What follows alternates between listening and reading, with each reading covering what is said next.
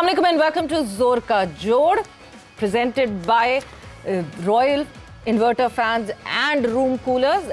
PSL 11 obviously PSL 11 जो है वो जारी है. कल एक ऑफ डे था PSL 11 में एंड आज जो है वो पूरा कहते हैं ना जो काफिला है वो कराची पहुंच चुका है एंड आज कराची में जो है वो मैचेस शुरुआत हो रही है मैचेस की. आज जो है वो पहला मैच कराची में खेला जाएगा PSL 11 का.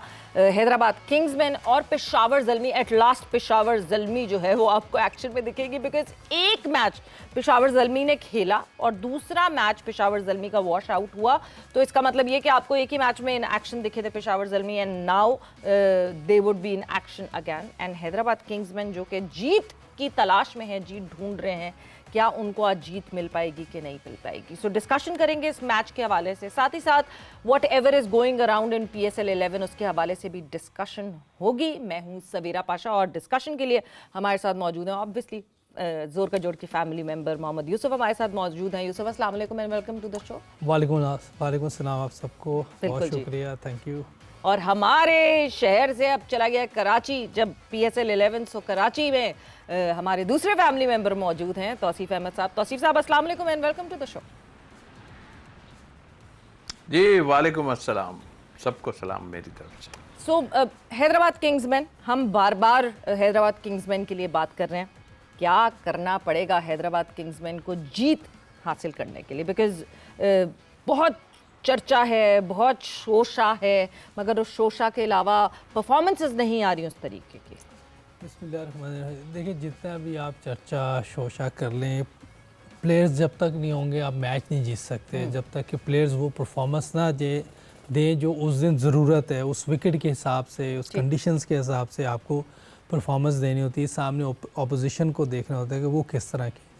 अगर बैटिंग विकेट है तो आपको 250 260 लगाने पड़ेंगे. 220-25 से कुछ नहीं. आपने देखा होगा मैं 6-7 बॉल पहले चेज हो गया था. नज़र आता है कि 225 बहुत रन है, लेकिन वो बहुत नहीं होते क्योंकि विकेट इतनी फ्लैट होती है, बाउंड्रीज छोटी होती हैं. तो आपको बड़ा टोटल लगाना है ताकि अगले उसमें कुछ गलती करें. बड़ी आपको एवरेज चेस करनी होती है, उसमें आप गलती करते हैं तो विकटें मिलती हैं ठक ठक करके. अगर आप देखें जो बड़े स्कोर जब लगते हैं तो उसमें विकटें मिलती हैं जब दूसरी टीम बहुत ज़्यादा गलती करती है. क्योंकि वो चाहते हैं कि एक ही ओवर में 20 हो जाए, 25 हो जाए.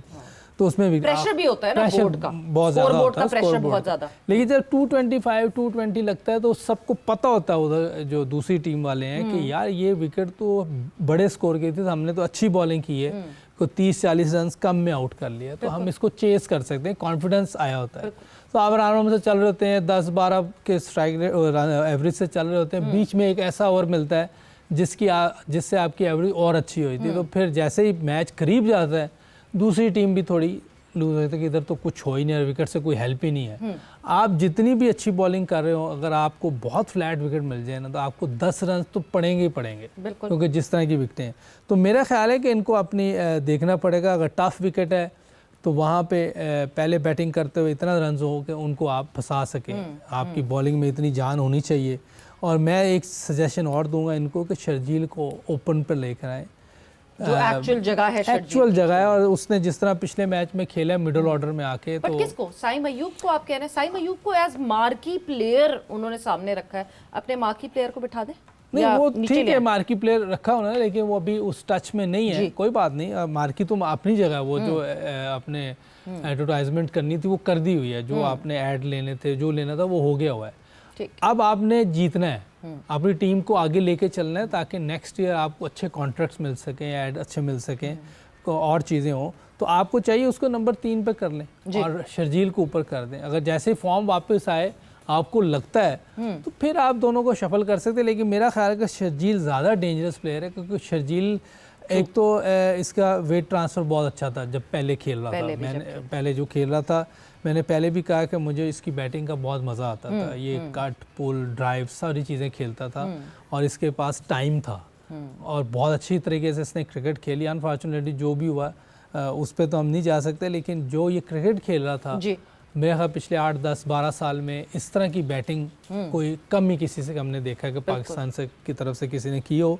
तो इसको अगर ऊपर कर दें तो चांस है ये ऐसे अच्छे स्ट्राइक रेट से खेल जाए कि आपकी टीम को एक साइड पे कर दे. ये हो सकता है, आउट भी हो सकता है. इसमें हम ये नहीं कह रहे कि स्कोर ही करेगा, जब आप ऐसी क्रिकेट खेलते हैं तो उसमें रिस्क होता है, आपको रिस्क लेना पड़ता है T20 क्रिकेट में ताकि आप बड़ा टोटल लगा सकें। तो मेरा ख्याल है इस लिहाज से ये आइडियल प्लेयर है कि आप इसको ऊपर के नंबर पे भेजें।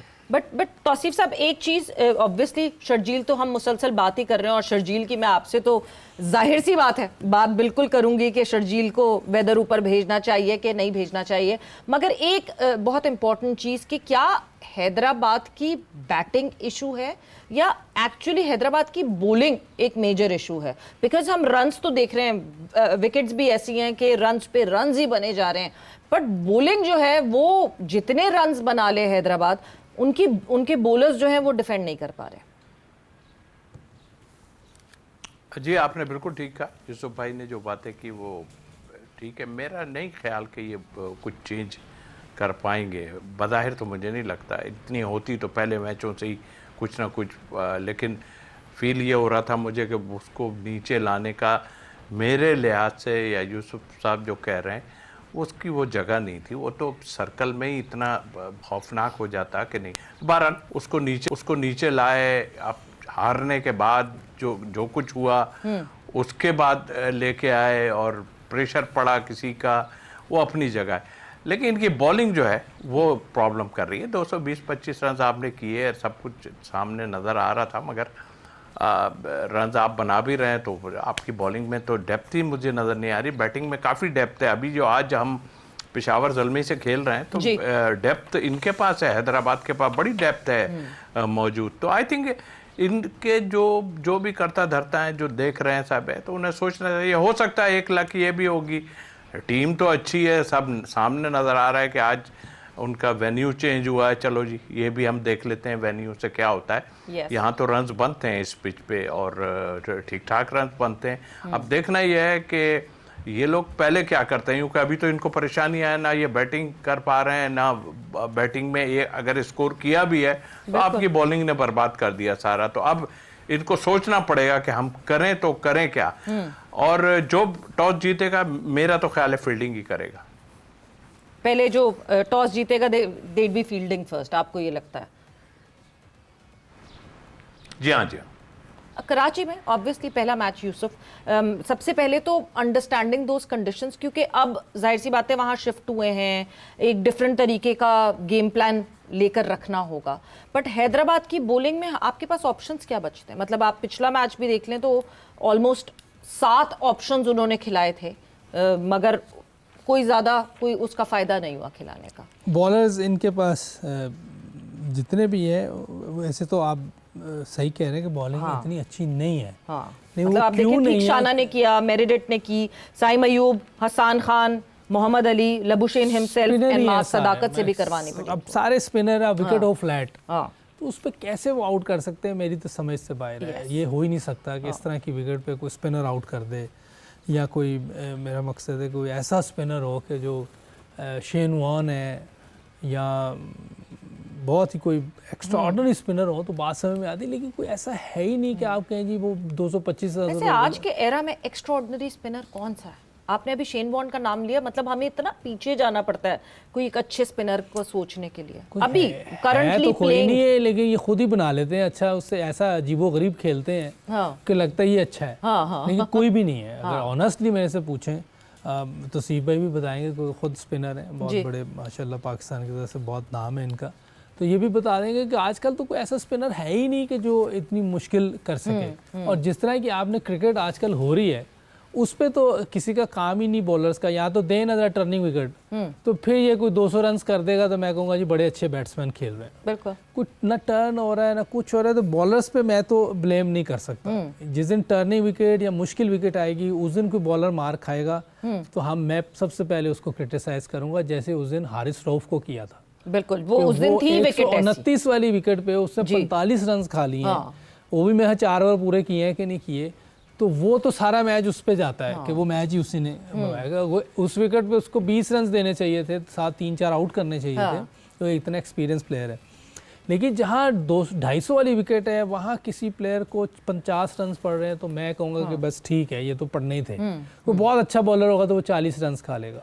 तो मेरा ख्याल है या तो विकेटें चेंज करनी पड़ेंगी, बॉलर को क्रिटिसाइज करना है। अगर बैट्समैन खेल रहे हैं और बैटिंग विकेट है तो आपको 250 रन लगाने ही पड़ेंगे बोर्ड पे। और फ्रेंचाइज के जो बॉलर्स हैं वो कहीं ना कहीं जीत तो हासिल कर ही रहे हैं ना, इस किस्म की भी विकेट्स पे अपने टोटल को डिफेंड कर पा रहे हैं ना। नहीं, मैंने मगर तो हैदराबाद तक किसने डिफेंड किया है? नहीं डिफेंड हुए नहीं, पिंडीज ने मार नहीं खाई उनसे पेशावर से। नहीं हम उसमें तो बॉलिंग सही थी उनकी। किसमें? उसमें 214 रन उन्होंने खा लिए। वो मैं तो ओवरऑल बात कर रही हूँ ना कि कहीं ना कहीं किसी और टीम में पाकिस्तान से बाहर हो सकता है। नहीं अभी पीएसएल में PSL 11 में ऐसा तो नहीं है ना कि किसी ने डिफेंड ना किया हो। मैं आपको बिल्कुल मैचेस का ऑप्शन वो देती, बड़ा स्कोर लगा और उन्होंने डिफेंड कर लिया हो। बड़ा स्कोर लगा और डिफेंड कर लिया। मैं तो बड़े स्कोर की बात कर रहा हूं। हाँ, बड़ा स्कोर को डिफेंड किया है ना। बहुत सारे मैचेस ऐसे हुए हैं जिसमें डिफेंड भी किया हुआ है। नहीं, मैंने देखा नहीं अभी तक वैसे कोई ऐसा मैच। शुरू के मैचेस में आपको बताती हूँ कि कहाँ जो है वो डिफेंड करना। खैर आप अपनी डिस्कशन मैं तो वैसे एक बात कर रहा हूँ कि विकेटिंग ऐसी बनती है ना। आप लाहौर कलंदर ने मुल्तान सुल्तान के खिलाफ डिफेंड किया था 185 लाहौर ये बड़ा थोड़ी है। मैं तो कह रहा हूं नहीं, ये बड़ा नहीं। 165 तो कुछ भी नहीं आजकल। नहीं 185 डिफेंड किए लाहौर कलंदर्स के बॉलर्स ने। मैं बात ये कर रही हूं में कुछ ना कुछ होगा तो इसीलिए 185 उन्होंने भी किया ना। तो विकेट में कुछ था और इनकी बॉलिंग ऑलरेडी बहुत अच्छी है। 3 पेसर हैं, स्पिनर है इनके पास, इनकी बॉलिंग ठीक है। हैदराबाद की बेसिकली बॉलिंग ही अच्छी नहीं है ना। नहीं, मैं वो कंडीशंस तो हैं। हाँ, मैं मगर बॉलिंग और ज्यादा बुरी है। देखिए जिस विकेट पे हैदराबाद ने 225 कर दिया, आप सोचे कि दूसरी टीम क्या करेगी। अब ये अंदाजा लगाए ना। मैं ये बात कर रहा हूँ। ओके, यहाँ तो विकेट ही ऐसी मुश्किल विकेट होती है, उन्होंने 225 कर दिया और ये बॉलिंग करवा लेते हो, टर्न हो रहा है, इतना भी हो जाए, मैं इतना नहीं कह रहा, थोड़ा सा भी हो जाए और फिर बॉलिंग स्कोर करवा ले, मैं कहूँगा जी बॉलिंग की गलती। बॉलिंग कुछ हो ही नहीं रहा होता, सीधा सीधा बॉल जा रहा होता सीमेंट। हम लोग जब खेलते थे तौसीफ भाई तो हमसे भी पहले खेल रहे होंगे रमज़ान में T20। मैंने 1989 में खेली थी पहली दफ़ा जो रमज़ान में। उस क्रिकेट को कुछ समझा नहीं जाता था, तो वैसे ही वो टाइम गुजारने के लिए रमज़ान में होता था। तो 400 रन बन जाते थे ऐसी विकेटों पे, सीमेंट पर सही छक्के लगते थे। तो ये तो कोई मसला नहीं। वो अगर कहा जाए मतलब बॉलर मरवा रहे हैं तो वो गलत है। हैदराबाद किंग्स के बैटर्स को अपने बॉलर्स को बचाने के लिए बहुत ज्यादा स्कोर करना पड़ेगा। और या अगर पहले बॉलिंग आ जाए तो इनको इतनी अच्छी बॉलिंग करनी पड़ेगी कि उनको बहुत जल्दी आउट कर ले, ताकि इनकी बैटिंग वो चेस कर सके। उनको बैटिंग में भी प्रॉब्लम है, ऐसी बात नहीं। हमने तो पहले ही कहा, ये जिसने भी टीम चूज की है वो यहाँ तो सोया हुआ था, यहाँ तो उसने कुछ नहीं सोचा, उसने टीम चूज कर ली है। यहाँ तो उनको मिली यही है। अब नहीं मिली क्यों नहीं? ऑक्शन में जब आप गए हैं और आप कैसे टीम ले ली है, मेरी समझ से बाहर। पैसों पे भी आप जो है वो नहीं, इनफैक्ट जो टीम में देखिए कितने अंडर 19 प्लेयर है। हाँ, कितने ही हैं। और कुछ तो मेरा खेले नहीं हुए, मैं नाम ही पहली दफा देख रहा हूँ। तैयब आरिफ को अभी तक नहीं खिलाया। ये हमारे कैंप में था, ये अंडर 19 पता नहीं खेला भी है कि नहीं। साद अली बाहर से आया है, वो क्या नाम है, एक और हमारा साद अली को तो ये खुद लेकर आया ना। और वो एक ऑलराउंडर भी आया, आजम हमाद आजम, हसन खान नहीं, हमाद आजम भी है ना, हमाद आजम भी है। हसन खान तो अच्छा, हसन खान जो है वो अब तो यूएसए का प्लेयर है, ऑस्ट्रेलिया में भी अच्छा परफॉर्म कर रहा था वो। तो अच्छी क्रिकेट खेल रहा, वहाँ बैटिंग भी अच्छी कर रहा था। इवन हमारे बैट्समैन जो वहाँ गए तो उनसे अच्छी बैटिंग वो कर रहा था, हसन। तो वो तो अच्छा ठीक है, वो तो परफॉर्म कर रहा है। और ये अपना दो ऐसे लड़के हैं कि जिनका इनकी टीम में खुशहाल परेरा, वो भी अभी तक कुछ नहीं किया। मोहम्मद अली फास्ट बॉलर है, वो मेरा ख्याल है इस क्रिकेट में उसके लिए स्ट्रगल करता है। वो मोहम्मद अली जो है ना वो हमेशा मुझे ऐसा लगता है कि मुल्तान में जिस तरह की कंडीशंस मिलती थी वो मुल्तान में बहुत इफेक्टिव होते थे। कंडीशन पे बात आ गई। जी जी, कंडीशन चाहिए। अब कंडीशंस जब मिलेंगी तब बॉलिंग कर सकेंगे। अब ये एक शायान जहांगीर है, ये मुझे नहीं पता ये अंडर 19 प्लेयर है। ये शायान यूएस प्लेयर है। हाँ, ये भी अभी तक नहीं खेले। कितने लड़के तो खेले ही नहीं इनके। उस्मान खान जो है फास्ट बॉलिंग में स्ट्रगल करता है और ये उसको ऊपर भेज देते हैं अल्लाह के बंदे। इसको 6 नंबर पे होना चाहिए था, स्पिन को बेहतर खेलता है। इसका तो शर्जील से ऊपर गया हुआ था उस मैच में। अब ये इनकी ये मैनेजमेंट बैठी हुई है, अल्लाह उनको हिदायत दे कि ऐसी मैनेजमेंट के वो कोच पाकिस्तान का भी था, अंदाज़ा लगा लें आप। उस्मान खान वैसे वाकई curious case of Usman Khan है तौसीफ साहब। मगर हम हैदराबाद की तो बात कर रहे हैं, दूसरी तरफ हम पेशावर ज़ल्मी की अगर बात करते हैं तौसीफ साहब, तो पेशावर ज़ल्मी ने एक मैच खेला, दूसरा मैच रेन अफेक्टेड हो गया था, इट वाज अबैंडन्ड। मगर वो एक मैच पेशावर ज़ल्मी ने पिंडीज के खिलाफ खेला है, मतलब एक ऐसी टीम के खिलाफ खेला है जिसकी ज़्यादा कोई स्टैंडिंग नहीं है। तो चैलेंज अभी तक फेस नहीं किया है पेशावर ज़ल्मी ने कहीं पे भी। आज क्या ऐसा हो सकता है कि ये दोनों टीमें जब टकराएं तो हम कहें कि ये एक लेवल पे हैं दोनों टीम्स, या पेशावर ज़ल्मी आपको बेहतर लगती है ऑन पेपर? नहीं, ऑन पेपर तो मैं अभी जो जितनी बातें हुई ना उसमें स्ट्रेट बात यह है कि इनकी बॉलिंग जो है हैदराबाद की इतनी अच्छी बॉलिंग नहीं है। और जो टीम साइम अयूब पे अगर डिपेंड करे कि वो बॉलिंग करते रहें पाकिस्तान के लिए, आकिफ है थोड़ा लेफ्टी जो है वो थोड़ा सा करता है बॉल तेज, तो बट बाकी मोहम्मद अली और ये सर्कल में ही आन के इनको इतनी मार पड़ जाती है कि उसके बाद वो 225 हो या 30 हो। मैं एक बात ज़रूर करना चाहूँगा, देखिए ये इंटरटेनमेंट, यूसुफ भाई इंटरटेनमेंट की बात करते हैं, ये ऐसी क्रिकेट है इस पर बहुत मार पड़ती है। अगर ये ऐसा ना बनाएं तो फिर लोग और बल्कि सब ये कहते हैं यार लंबा स्कोर होना चाहिए। ये वो जहाँ तक उसकी बात है कि फेवर में बॉलर फास्ट बॉलर की, जब आप में फिर एबिलिटी है क्या? अगर आप फास्ट बॉलर हैं तो आप में एबिलिटी है क्या? आप स्पिनर हैं तो आपकी एबिलिटी है क्या? आप अपनी एबिलिटी दिखाएं ना। बिल्कुल, एबिलिटी आप में नहीं है अगर कि ये में आप रोक सकते हैं रन, या तो फिर बेकार है ना फिर आपका।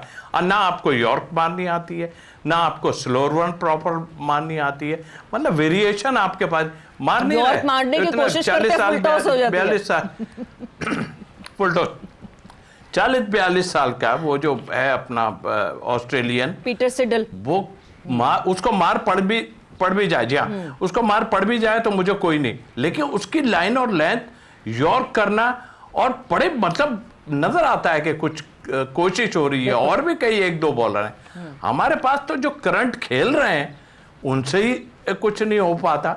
तो मेरे ख्याल से तो टोटली जो इन्होंने चूज किए हैं प्लेयर वो बिल्कुल बेकार है, और बॉलिंग में भी बेकार है। बैटिंग मुझे अभी भी तगड़ी लग रही है। और आपने जो पेशावर की बात की, यस मुझे, लेकिन हैदराबाद का है अगर ये बॉलिंग में कुछ बेहतर कर लेते हैं ना तो ये इनको चित कर सकते हैं।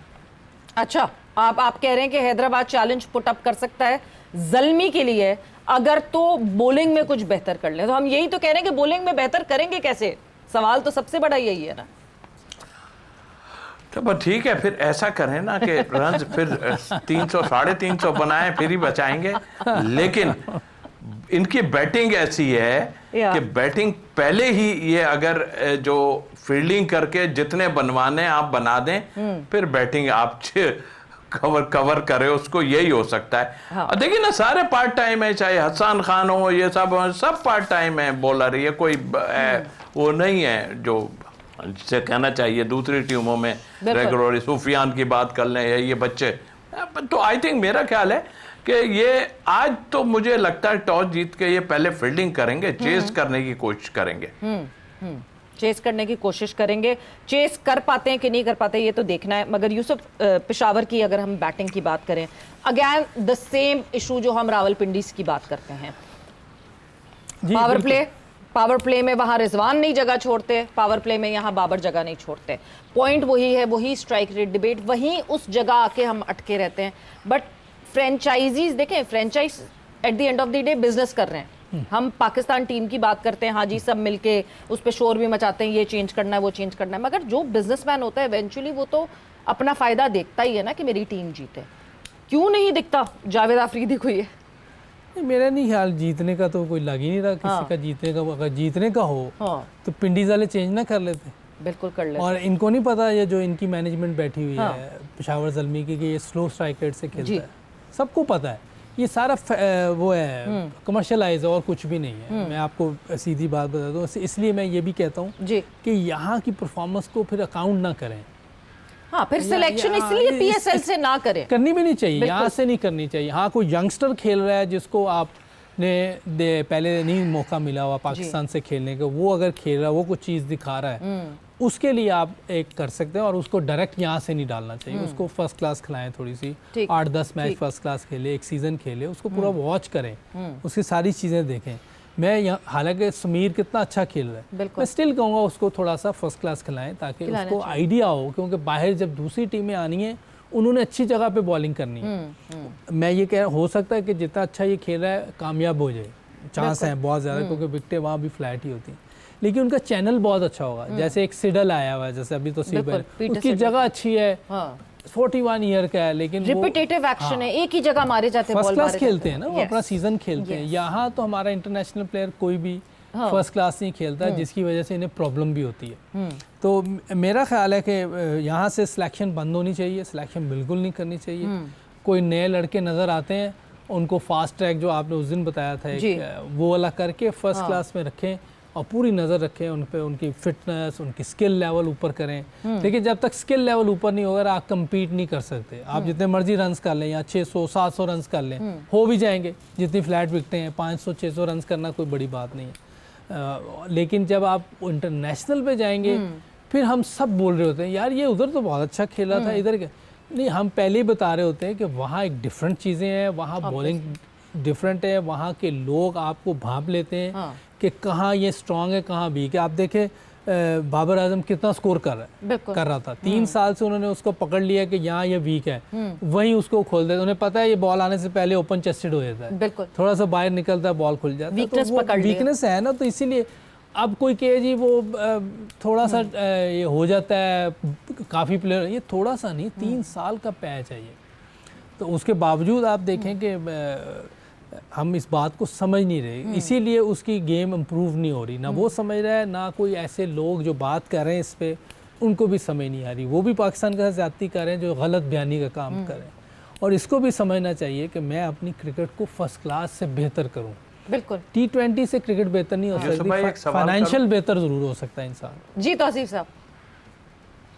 जी तौसीफ भाई, मैं यूसुफ भाई से सवाल, यूसुफ भाई आप, वो तो मुझे पता है कि आप बहुत जो है ना डिसहार्ट हैं, मुझे पता है वहाँ की जो सिस्टम था और जो हमने बात भी की। आपने कभी कहा कि यार देखो इसको आप हमारे पास भेजें, वो क्योंकि ये नहीं आते थे आपके पास, कई लोग नहीं, आपने कभी इनको कहा कि यार इन्हें भेजें, ये की प्लेयर हैं हमारे, इनकी ये थोड़ी सी प्रॉब्लम है, आओ भाई इनको भेजो। बोर्ड को कभी आपने कहा? अगर नहीं कहा तो वो अपनी जगह, लेकिन बोर्ड का भी फर्ज बनता है ना कि यार कोई, लेकिन रन्स किए जा रहा है, बोर्ड को ये नहीं पता कि वो अपने तो रन्स कर रहा है, टीम कहाँ जा रही है? टीम तो नहीं जा रही ना, टीम तो गिर गई।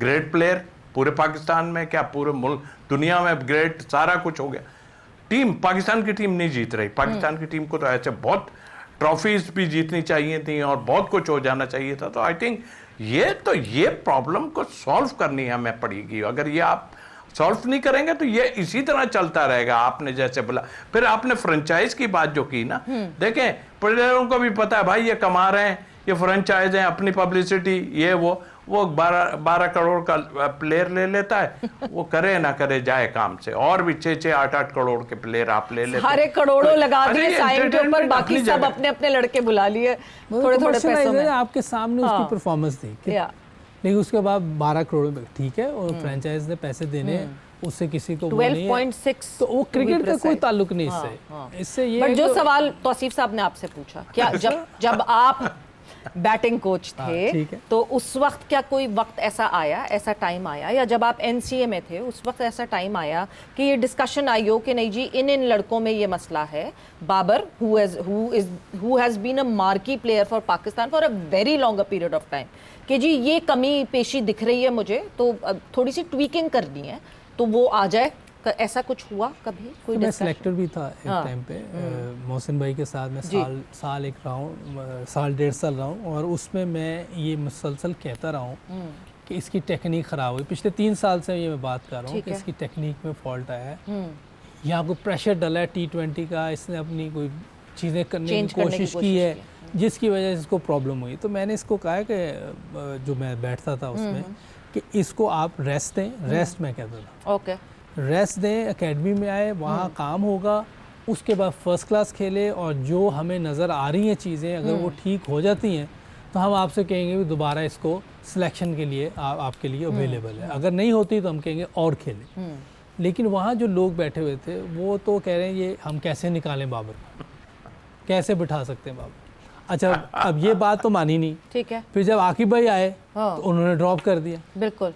और इसमें तो मेरा ख्याल रेस्ट बनती आप थी। पहले जो है वो रेस्ट करवा के और वो चेंजेस करवा लेते ठीक करना हाँ, चाहता। बिल्कुल। तो आकिब भाई ने क्योंकि देख लिया कि अब ये बहुत ज़्यादा काम खराब हो गया तो अब ड्रॉप करना पड़ा, उनका डिसीजन भी सही है। देखिए वो ड्रॉप करके सीरीज जीते हैं, ये ना कि सीरीज आ रहे होते प्रेशर तो भी पड़ रहा था बाहर से बहुत। अब जो बिल्कुल ऐसे ही है जो भी है, आप देखें ना परफॉर्मेंस पिछले 3 साल से नहीं हो रही। आप अगर टेस्ट का देखेंगे कि 19-20 इनिंग में 500 रन मेरा ख्याल होंगे, मुझे लगता है। 2022 में आप टीम के साथ थे जब ऑस्ट्रेलिया वाला इवेंट था, जो वर्ल्ड कप था 2022 का, वो पूरा जो वर्ल्ड कप था that was a silent world cup for Babar. मेरा ख्याल से फाइनल में शायद बाबर की थोड़ी सी परफॉर्मेंस आई थी, वरना अदर देन दैट सेमीफाइनल में आई थी सिडनी में जो उन्होंने परफॉर्मेंस दी थी। उसके अलावा 50 कर गए, तो उसके अलावा पूरे किसी मैच भी नहीं आई थी। बाबर अकेले भी आपको प्रैक्टिसेस करते हुए दिख रहे थे कि अकेले भी वो प्रैक्टिस करने चले जाते थे।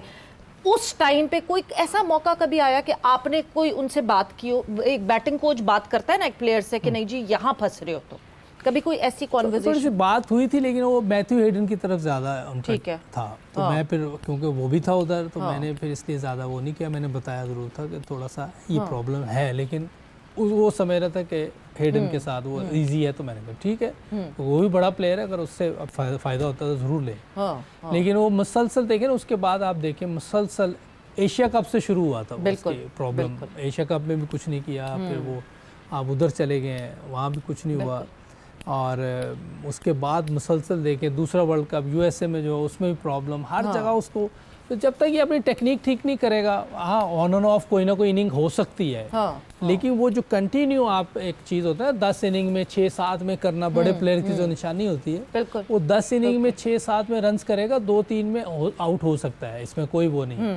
लेकिन कोई 10 में से 3 में 2 में करेगा, इसका मतलब कोई प्रॉब्लम है, बिल्कुल है, ये कोई ना कोई इशू है, इनको टेक्निकल इशू है या कोई ऐसी बात है। तो उसमें उसके लिए आपको अपनी स्किल को इम्प्रूव करना पड़ेगा, फिटनेस को इम्प्रूव करना पड़ेगा, और स्पेशली जो आपकी वीकनेस पकड़ी गई है उसको आपको सुधारना पड़ेगा, क्योंकि लोगों ने पकड़ लिया। लेफ्ट स्पिनर पे कितनी मरतबा आउट हो गए हैं, और लेग स्पिनर आता है उस पे आउट, एक बंदे से आप इतनी दफ़ा आउट हो जाएं, आदिल रशीद से कितनी दफ़ा आउट हो गए, लेफ्ट आर्म स्पिनर से कितने। ये जो 214 वाली विकेट थी जिस पे जीते हैं ये, मैं उस पे आप उससे आउट हो गए जहाँ कुछ भी नहीं हो रहा था, बिल्कुल। तो कोई ना कोई प्रॉब्लम है।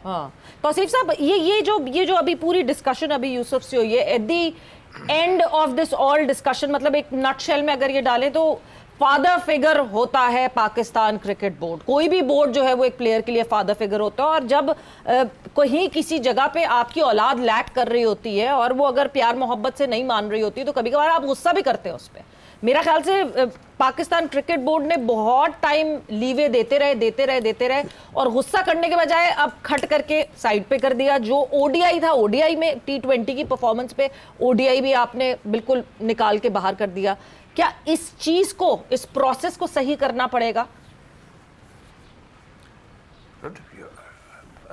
यही एक चीज है कि इसको ठीक करना। लेकिन देखें, वो जो आपने अभी 1-2-3 बातें की कि वो गोद में बिठा के ही रखा ना, सारा कुछ किया, बिकॉज ऑफ क्या पीछे कुछ नजर नहीं आया। हर आदमी डर रहा है, मेरा जैसा आदमी डर रहा है कि सिलेक्शन कमेटी से ना निकाल दिए जाएं। फिर कोच सोच रहा है कि कहीं ऐसा ना हो कि हम सीरीज हार जाएं तो ये हो जाए। हमारे यहाँ वो चीज़ तो है ही नहीं कि आप जो है कहें कोई बात नहीं हार जाएं, लेकिन हमें टीम बनानी है तो इस तरह। मैथ्यू हेडन की बात की है।